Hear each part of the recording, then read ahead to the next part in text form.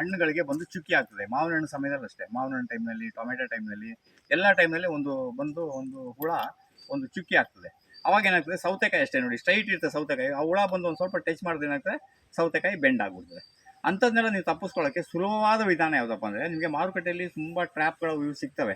ಅದ್ರ ಬದಲು ಏನು ಮಾಡೋದು, ನಿಮ್ಮಲ್ಲಿರೋ ಒಂದು ಯಾವುದೋ ಒಂದು ಡಬ್ಬ, ಈಗ ಕೊಕ್ಕೋ ಕೋಲಾ, ಪೆಪ್ಸಿ ಡಬ್ಬ, ಏನೋ ಒಂದು ಡಬ್ಬ ಇರುತ್ತೆ, ಅದಕ್ಕೆ ಒಂಥರ ಈ ಥರ ಒಂದು ಹೋಲ್ ಮಾಡ್ಕೊಂಬಿಡೋದು. ಇದ್ರ ಒಳಗಡೆಗೆ ಒಂದೆರಡು ಬಾಳೆಹಣ್ಣನ್ನು ಕಟ್ ಮಾಡಿಬಿಟ್ಟು, ಕೊಳ್ತಿರೋ ಬಾಳೆಹಣ್ಣು ಇದ್ರೊಳಗೆ ಹಾಕ್ಬಿಟ್ಟು ಸ್ವಲ್ಪ ನೀರು ಹಾಕಿ ಬಿಟ್ಬಿಡೋದು.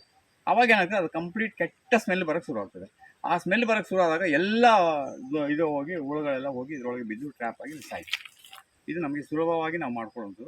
ಈ ಕಂಪನಿಯವರು ಬೇರೆ ಬೇರೆ ಲೇಬಲ್ ಎಲ್ಲ ಹಾಕಿ ಮಾಡ್ತಾರೆ, ಅವು ಒಂದು 15 ದಿನ 20 ದಿನ ಆದಮೇಲೆ ಟೆಂಪ್ರೇಚರ್ ಹೋಗ್ಬಿಡ್ತದೆ. ನೀವು ಇದಾದರೆ ಪರ್ಮನೆಂಟಾಗಿ ನೀವು ಒಂದು ಮಾಡ್ಬೋದು. ಇದು ತುಂಬ ಒಳ್ಳೆಯದು, ಯಾವ ಟೈಮಲ್ಲಿ ಬೇಕಾದ್ರೆ ಬಳಸ್ಬೋದು. ಯಾವುದೇ ಕೀಟಗಳಿಗೂ ಬಂದು ಇದನ್ನು ತಡ್ಕೊಳ್ಳೋ ಶಕ್ತಿ ಇದು ಬರ್ತದೆ.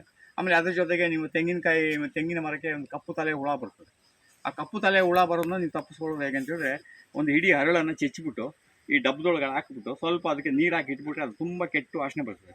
ಅವಾಗ ಏನಾಗ್ತದೆ, ಕಪ್ಪು ತಲೆ ಹುಳ ಬಂದು ಇದರೊಳಗಡೆ ಬಿದ್ದು ಸಾಯ್ತದೆ. ನಮಗೆ ಅದು ತೊಂದರೆ ಏನು ಕೊಡೋದಿಲ್ಲ.